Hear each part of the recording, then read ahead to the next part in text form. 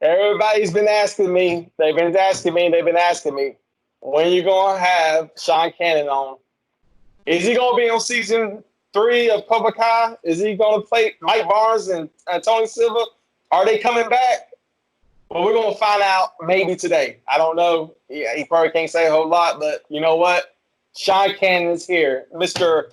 Mike Barnes, ladies and gentlemen. Oh, and AJ from General Hospital, ladies and gentlemen. Sean Kanan, how you doing? How are you? Thanks for having me on, buddy. So, how's California, man? It's all Cirque du Soleil and dancing girls out here. I mean, come on, it's the same thing. I mean, it's like, everybody's pretty much staying at home. A lot of things are closed up. It seems like it's like one step forward, two steps back.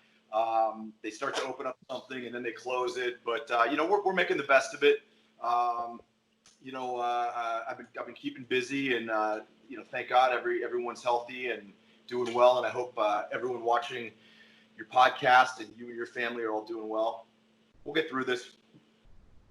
Well, I hope so. I know California can be a rough state. I know a lot of things going on over there. I hope you and your family staying safe. Is it at least you got warm weather? We got real warm weather. Where I am, it was about 121 degrees 2 weeks ago. So it's real warm. Welcome to the West Coast. Yeah, exactly, right? Alabama, right? You're in Alabama, right? Yes, Alabama. That gets real hot. Yeah, it gets humid. Yeah. I'm used to it, though. I was telling you before I pressed record, I was over there in 2013. I was in Phoenix, Arizona. Yeah. And just like when I went to Alaska, I never felt cold like I felt cold the day I got off the plane and I stepped out of the airport and felt Alaska cold. Yeah. It's the same thing I felt when I went to Phoenix, Arizona and walked around. It was like I was in an oven. Yeah, people say, oh, it's dry heat. Well, it's a flamethrower. Hot is hot. Hey, the bad thing about it is when I was in Phoenix, I was working as with some guys from Pasadena, California. I was helping their company out. I drank and I ate I probably drank liquor every night, beer every night, and I ate like it was, we were staying in a resort, and I was eating good, drinking good every night, and I came home, I lost 20 pounds. I said, how the hell did I do that? Really? Wow. Yeah. Get on that diet, man. That diet sounds fun. Hey, that's that heat diet. But we're not here to talk about me. Before we get to the bread and butter of Cobra Kai, that's what I personally want to talk about. But my wife actually sent me a question. You met her, she was trying to set up Zoom because me and you had some technical difficulties. She wrote something down. Ask him to take his shirt off. Not funny, Kim. Sorry about that. Sorry. So let's get down to a little bit of before we get to the bread and butter, I want to ask you about UCLA. You graduated from there. How was college life at LA? So, I going to school in Boston University, I was studying political science, and I knew I wanted to start my acting career. And you either have to really go to New York or you have to go to LA. That's the two big centers, at least then, for acting. Now Atlanta's one too, but I figured it'd be easier to be starving where the weather was nice. So I decided to go to Los Angeles. I enrolled in UCLA, and I finished my political science degree there. But as I was still enrolled at UCLA, I got the role on The Karate Kid 3. So it was kind of strange because I would go to class, but I really didn't have a whole lot of involvement in college life because I was already starting to work and was in the acting job market. So I did manage to finish by the skin of my teeth because there were a lot of times when I figured it'd just be easier not to finish, but I'm really fortunate that I've got parents that would have killed me if I didn't. It's always nice to have good parents. I got to go a little past UCLA. We'll get back to Karate Kid Part 3. All the women want to know about is your soap opera career? Now, I personally know you from General Hospital, from AJ. The reason why, see, down here in the South, we don't call it soap operas. Stories. That's right. My grandmother used to watch us, and Jerry, you better sit your butt down. We'll watch my stories. Yeah. So from 12:30, we had a 30-minute soap opera on ABC, and then at 1 o'clock it was All My Children, and then at 2 o'clock was One Life to Live, and then you were on General Hospital, and you played a guy named AJ. Now AJ was a badass. AJ was a badass. AJ was a badass. Will fight that. What was the guy's name? Sabalas. Jagger. Whatever. Yeah. Sonny was your like. Sonny. See, I don't remember all this stuff. I never watched it, but I was watching it. I mean, you and Ricky Martin got in some fights. Yeah. Anyway, so what was it like in the soap opera? I know after General Hospital, you went on to other soap operas. What was the soap opera life like? Well, I was on General Hospital for about 5 or 6 years. I left, did some other things, came back to daytime, and joined the cast of Sunset Beach, which was an Aaron Spelling show. I was on that for a little while, and then I wound up over at CBS, working on The Bold and the Beautiful, and I've worked on that off and on from 2001 to 2016, playing Deacon Sharp. It's great. I mean, it's a great gig. It's you have to memorize a lot of dialogue. When you do a movie, you might shoot 7 or 8 pages a day, and when you're doing a soap opera, the show will shoot probably 60 or 70 pages a day, because you're doing one complete show and parts of another show, because generally most soap operas take a month off during Christmas, and they take a month off in the summer, but you have to have shows for all those days when you're not actually filming, so you have to film more than one a day. So it's an intense work schedule. It's really a prerequisite that you have to be able to be very good at memorizing dialogue, but there's some really great upsides to it. You get to shoot in LA if it's an LA show, or New York if it's a New York show, which means if you're married, you got a family, you're not on location. You basically, it's like you go to the office, you make the donuts, and then you get to go home. And a lot of times when you're in the entertainment business, you travel to faraway places, and that's all sexy and fun when you're single, but when you're married, you got kids and stuff, it's what pulls you away from your family. So in that respect, working on a soap opera is a really great job. On Bold and the Beautiful, we'd always have Mondays off, which was great. So you really only had a 4-day week. And most times you wouldn't even work all 4 days. So it was a really great deal. But when you had to work, you had to really bring your A game. I mean, speaking of A game, the lines, just to remember that whole, you probably did about 2. I couldn't imagine the lines you have to remember. Like, because here's the, I'm layman in the acting game. Yep. So, this show is 5 days a week. Right. So I imagine that you're doing 5 days a week work in like 1 day. Yeah, not quite that much, but it's a lot.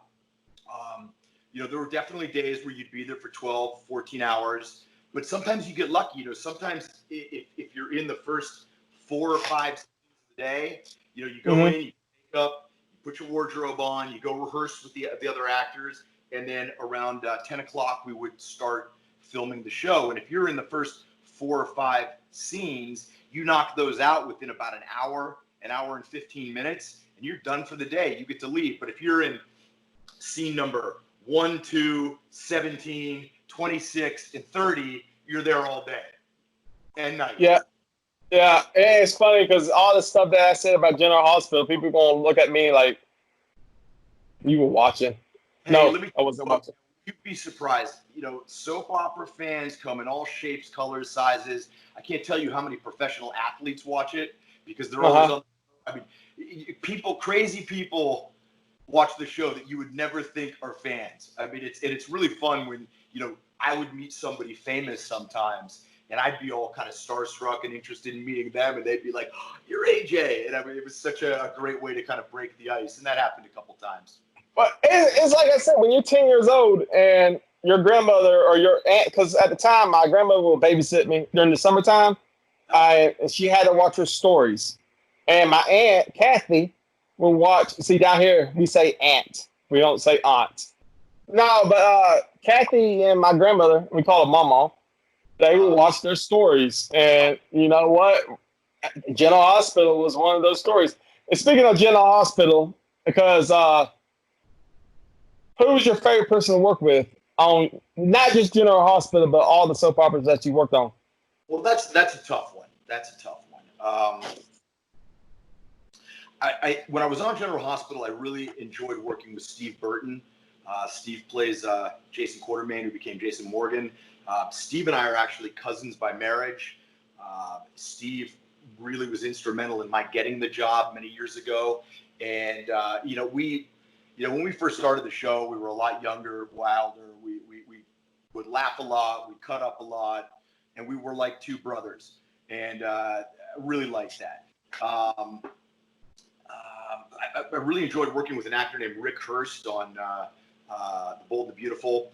I've been really fortunate. I've worked with some really cool people that were talented actors, and it made the job fun. I mean, it's like any other job. You're going to have bad days and good days, bad days. You're going to have people you like more than others, but for the most part, I got to tell you that I've been very blessed that in my career I've worked with a lot of really cool people that it made the experience that much more fun. Just out of memory, what was the girl that played Rachel on General Hospital? Rachel. I think her name was Rachel. She had a love triangle with Ricky Martin's character and somebody else. I forgot. She was in the movie with Nicolas Cage and Sean Connery. No. That's Vanessa Marcel. And she played Brenda. She played Brenda. Yeah. Yes. Okay, I'm sorry. The Rock with Nicolas Cage. Yeah. Great movie, right? Yeah, great movie, but great. I mean, hey, Brenda, if you holler at Carolyn's Treasure Shop. So I got to ask you about boo2bullying.com. Recently, I say the last couple of years, you've been speaking out about bullying. And how did you get started in that? It's kind of funny that I would grow up to play an iconic bully in the Karate Kid 3, Mike Barnes. But, when I was a little kid, I was actually bullied quite a bit, before I got into martial arts and everything. And, it always stayed with me. Bullying has become, it really has become an epidemic. And now, when I was a kid, you get bullied before school, after school. But now with the internet, kids are getting cyberbullied, and with one keystroke, you're able to reach the entire school. And unfortunately, teen suicide, and not just teen suicide, elementary school kids suicide is the fourth leading cause of death. And it's just tragic. There are a lot of kids who are bullied. They don't feel they have anyone to talk to, and they don't see any they don't see any way out of the situation, and they wind up taking their own lives, and it's tragic. So I work with a group called Boo to Bullying, and what we do is we'll go into schools and we'll do a presentation. We'll facilitate a dialogue. Because what we found out is in bullying, it's kind of like a triangle. There's the bullies, there's the kids getting bullied, and there are the kids who are affected because they witness it. And each one is in their own way traumatized, and each one has got, problems and all that. And we get kids up there talking about it, and it's amazing. You see kids who kind of cop to being a bully, and they sort of start to think about why they do it. And you see other kids who are getting bullied, and you see other kids kind of emotionally rush to help them, and it's really rewarding. I wish something like that was around when I was a kid. Me too. I really do, because just like you, I was bullied as a child, and it seemed like you had nowhere to turn. Nowhere to turn.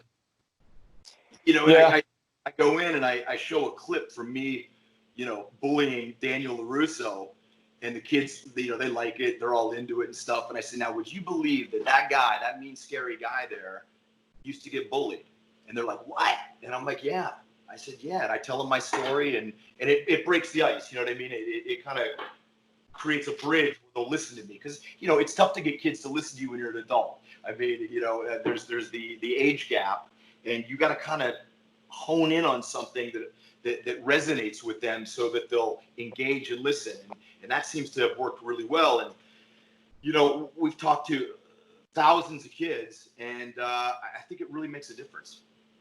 Well, it sure does. I heard a lot of good things about it while doing my research about you. Also, what I didn't know, you was an author.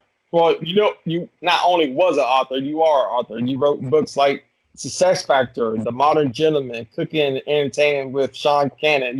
You made a cookbook. I made a cookbook, but it's more than a cookbook. This book is kind of a hybrid. It's a book that teaches women how guys think and guys to be better guys. It's a cookbook, and it'll teach you how to cook and set your kitchen up and all that stuff. But I also talk about a lot of the things that have had a profound effect in my life that have helped me, I think, develop into a man. And there's chapters like The Modern Gentleman Defends Himself, and I talk about how studying martial arts has been really important in my life. And there's another one that The Modern Gentleman Learns a Language, and I talk about how, for me, I'm really interested in studying foreign languages, and how that's made a difference and opened up a whole different part of my life. And so it's a good book for young men to make that kind of transition into being men, and it's also a real good book for, I think, women to get a little insight on how guys think a little bit. And Success Factor, I haven't read it, but I heard some good reviews about it.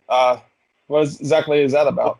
It's called Success Factor X, and okay, and the book. I had a writing partner, and she and I went out to 50 really exceptional individuals, and we said, "What's your best advice about success?" And just an amazing response. We got Anthony Robbins, Mark Cuban, Sarah Blakely, the first female billionaire, Olympic athletes, Major League Baseball players, football players, actors, Don King, Jerry Springer, Daryl McDaniels, founding member of Run DMC, just like a crazy group of people that are all successful, and you get insight into how these people became successful. And there's some really, really good information. The book was rated one of the 20 most inspirational books of the last 2 decades by Book Authority, and it was also an Amazon new release bestseller 10 days after it came out. And I think now, especially with everything going on, people could use something to get some inspiration. And it's one of those books that you can open up, and there's going to be somebody in that book that speaks to you. You're going to relate to somebody in that book, and it's one of those books that you can go to time and time again. I always say, why do we have our favorite movies that we watch over and over again, right? The movies don't change; they're always the same. But the eyes with which we watch the movies change because we're evolving constantly. And so you might see a movie when you're 15 and then see it again when you're 25 after you've had 10 years of life experience, and it's a different movie for you, right?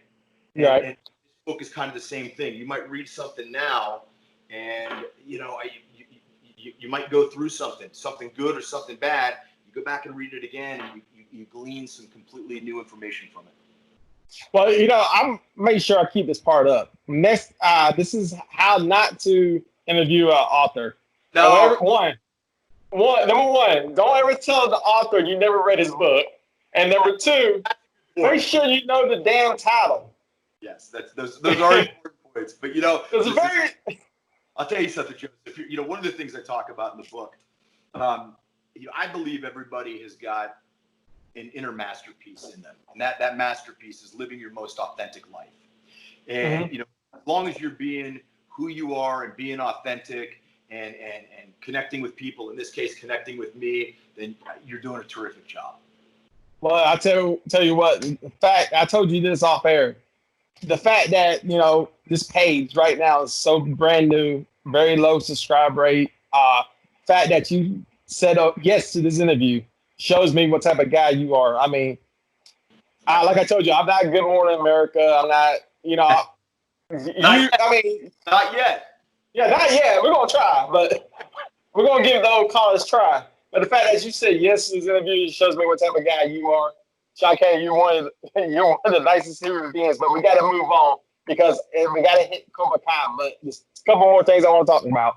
Sure.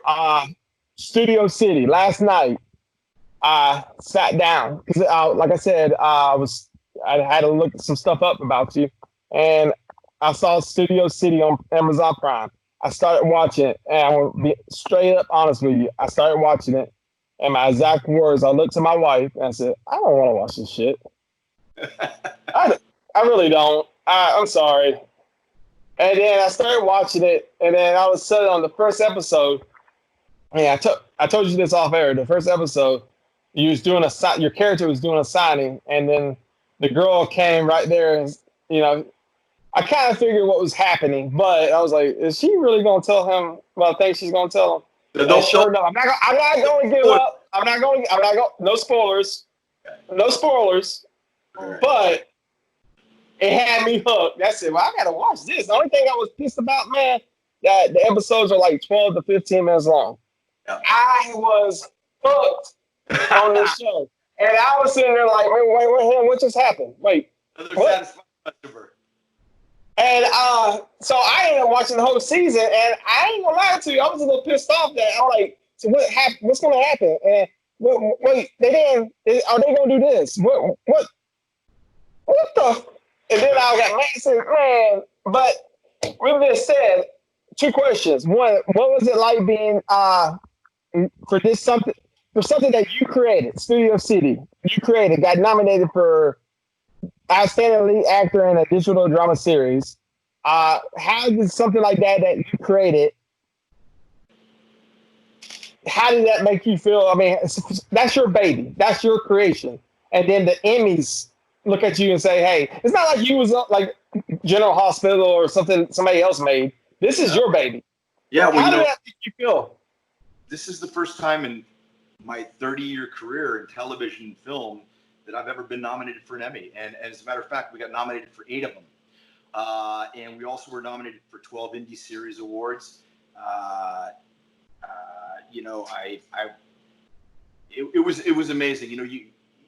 I created this thing, and we went and shot it, and you hope it's going to be great. You hope people are going to respond to it and like it, but you never know. And to come out of the box our first year and have this kind of reception from people saw it, it was humbling. I mean, it just was humbling. I mean, there were moments when I just really had to take a minute and and thank God and just thank the people that I work with that helped me get this made. And we're going to be doing a bigger and better season 2. We're in discussions right now what that's going to look like and how we're going to go about doing that. But it took me almost 15 years to get Studio City made. It's not easy getting something made in Hollywood if you're not a big studio or a network. And I was very fortunate. My wife is one of the producers and one of the writers. Most of the actors on the show I had worked with before, and so they took a leap of faith, and they signed on to do this for pretty much no money, and they took what was on the page and what my idea was, and they just elevated it to something more than I could have ever anticipated. I'm telling you right now, if you haven't watched Studio City, they're not long episodes. You're gonna think, oh, well, it's not gonna take much of my time. You're gonna get pissed off because it's a very good show. And you answered my second question: is it gonna be a season 2? Because you left a lot of answers on the table. I got a lot of questions, and they need answers now. Yeah. So when's season 2 coming out? Well, it's our hope that we're going to go back into production sometime in late October. Look, obviously there are a lot of obstacles right now with COVID and everything, but I don't really care. I'm getting this thing. We're making season 2. I mean, I don't know what it's going to look like, but we're going to do it. And I've got some great partners that are all very talented, fired up people, and we're hell bent on doing it. So it's going to happen. I don't know what it's going to look like, but hopefully we will be by Thanksgiving. We'll have the entire second season filmed, and then we'll get into editing. And my hope is that certainly before the end of the year, it's going to be up on Amazon. So I'm gonna tell you right now, Studio City, you got to check it out. If you're watching this, turn this interview off right now and go watch Studio City, and then come right back to YouTube, finish this interview, and you're gonna thank me later. Thank you. Just don't call me and thank me. Just thank me on the little comment section. But real fast, Beyond the Law. I started watching a little bit last night. I had to turn it off because the kids wouldn't go to sleep. But I got honestly, I'm gonna finish tonight. The scene I left off on was your first scene. You're sitting at a table telling a joke. Yeah. That's one reason why I had to turn it off. I was like, oh, hey. Yeah, it's not for kids. Yeah. So, what was it like working with people like Steven Seagal and DMX? Well, unfortunately, I didn't get to work directly with either of those guys because Steven's scenes were filmed in, I think, Romania, and DMX and I wasn't in the same story with him. But it was really cool, and I'll tell you something. The producer of Beyond the Law is a director named Timothy Woodward Jr., and Timothy directed all the episodes of Studio City. So I had done a film called Gangsterland with Tim, and then he brought me on for Beyond the Law, and we got to talking, and he was interested in Studio City and wound up stepping up, and he's our showrunner and director, and couldn't have picked a better guy to do it. Well, like I said, Studio City, Beyond the Law was actually starting to be good, so I had to turn it off. Pat Morita was Happy Days. He was a big star. Ralph Macchio, The Outsiders. Yeah. What was it like working with these people? The word I always use is surreal. I mean, you got to remember that like a year and a half before I was filming Karate Kid 3, I was another guy sitting in the theater who bought a ticket watching Karate Kid 2. And right, great movie. Less than a year and a half later, I'm filming on the studio lot with Ralph and Pat and Martin Cove, and it was extraordinary. It was, and still remains, one of the most, I think, one of the most important events in my life. It definitely positively changed the trajectory of my career and of my life. It was a difficult experience. As you said, I was injured on the film and almost died. Christmas Day, 1989, had to have emergency surgery. Thought I was going to be out of the film, and I got myself out of the hospital and wound up doing all my own stunts on the film. And the part where, see, I watched a lot of the interviews, and one of the biggest things I remembered, you almost died, but they basically was like, you better come to work. Yeah, there wasn't a whole lot of, hey, they had just enough of me on film from the first 2 weeks that it made sense for them to give me a little bit of time and see if I could heal. But they said, look, you better be back on set in 10 days. And, when you have a 15-inch incision on your abdomen with staples going up at 15 or 10 days is not a lot of time. No. And, thank God I was able to somehow find the internal fortitude to be able to come back from it. It was an extraordinary circumstance. I mean, I was in the while everyone was wrapping presents and getting ready for Christmas on Christmas Day in 1989. I was in the emergency room waiting to get gutted like a catfish, and they told me they didn't know if they could save my life. And at 21 years old, it was the scariest thing that had ever happened to me. As a matter of fact, it's probably still the scariest thing that's ever happened to me. Yeah, most definitely. Yeah, it was intense, man. And I don't think I would trade that experience for the world, because it allowed me to kind of get in touch with a part of my inner self that that I didn't know at that point existed. And it was a difficult and trying test, but it's one that I'm glad I went through. And so when I look at Karate Kid 3, it's not just that I see the movie and it's like, wow, I'm up on the big screen. It's not that for me. It's like I know what it took for me to finish the movie. And for me, that's what it's about. And, to me, it's funny because I didn't know this. The gentleman that played Tony Silver, who also played in Vampires with James Woods, what was his name? What's his name? His real name is Thomas Ian Griffith. He was the same age as Ralph Macchio, and it was tripping me out when I saw this because I was like, wait, really? Yeah. It was like, wow. So this Ralph Macchio, who was like 28 at the time, playing an 18-year-old, has to play against this other guy who's 28, his own age, and act like he's like an adult. Act like, intimidated. Which this guy who was a real martial artist. Yeah, he's real. Yeah, he's the real deal. He ain't somebody you want to mess with. It was just so funny to me, and like that just shows you how good of an actor he is. Both of them. Terrific actor. He just really, he really made that part a lot of fun. Yeah, is he as cool as he was in the movie? Well, no, he's a lot nicer than he is in the movie. He wasn't such a great guy in the movie. He was hell. Tony Silver was cool as hell, though.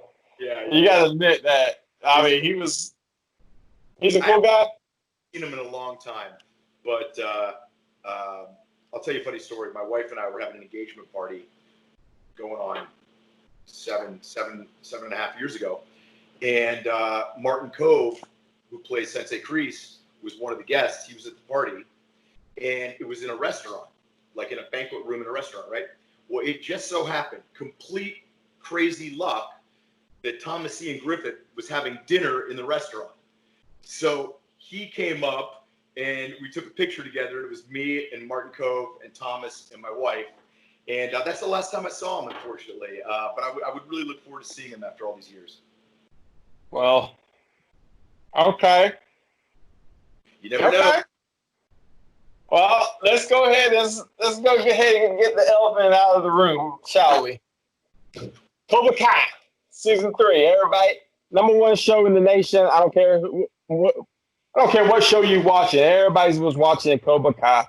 Everybody. And the #1 question is Mike Barnes and Tony Silver coming back? Now, I think you just answered one. What can you tell me about Mike Barnes coming back to the Karate Kid universe? I want to go ahead. I want to tell you straight up. I don't want no BS. I want to know the answer. I don't care what contract you sign. Are you going to be in season 3? Now I can't say that. The guys that are the producers are true blue fans of the Karate Kid canon universe. I know they want to have all of the actors that they can come onto Cobra Kai, as long as it fits into the story organically. Mm-hmm. So you're just gonna have to watch it. Now it's really exciting. It's on Netflix.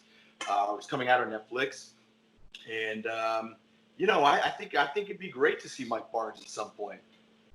Oh, great! It's going to be awesome. I mean, come on, Mike Barnes is he's the best back. Sean, I want to be honest with you. Out of all the Karate Kids, and I mean this with the utmost respect, Karate Kid 3 is my least favorite, but it's the one. Hold on. But it's the one I watched the most. Does that make any sense? Let me tell you why. Because your character, Mike Barnes and Tony Silva, y'all made it so cool. I mean, you was a bad ass in that movie. I mean, look, Karate Kid 2 is my favorite. Yeah. But I watch part 3 the most.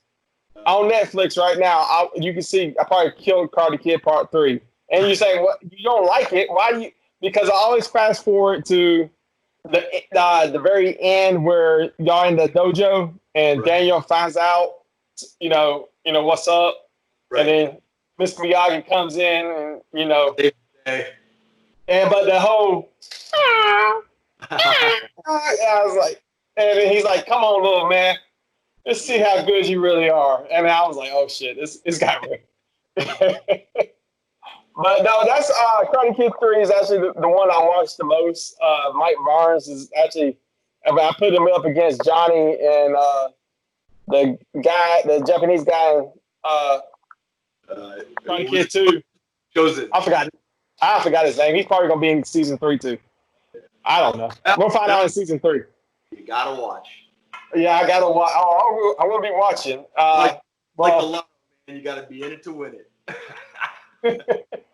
Well, just like I told you earlier, man, this has been a humble experience for me personally. I mean, somebody your stature coming on, talking to my little YouTube page. I appreciate it so much. Ladies and gentlemen, Sean Kanan, I appreciate you. Stick around, Sean. I want to ask you one more question off the air. And everybody else, appreciate you watching Cobra Kai Season 3. I tried, y'all. I tried. Sean, stick around. Everybody else, see you next Sunday. Here at Carolyn's Treasures, you can design your own belt. Alabama's my favorite team! Roll Tide! We don't like Auburn around here, but if you do, we will make you one of our Auburn championship belts. Ooh, yeah, this is heavy.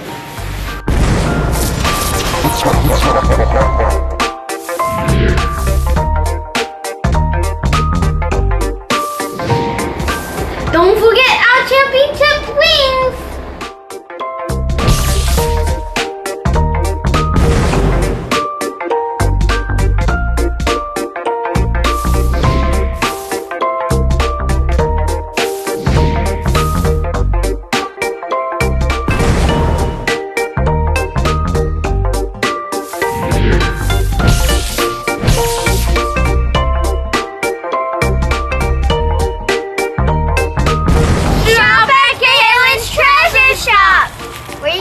Best deals on anything. Daddy, this is really heavy.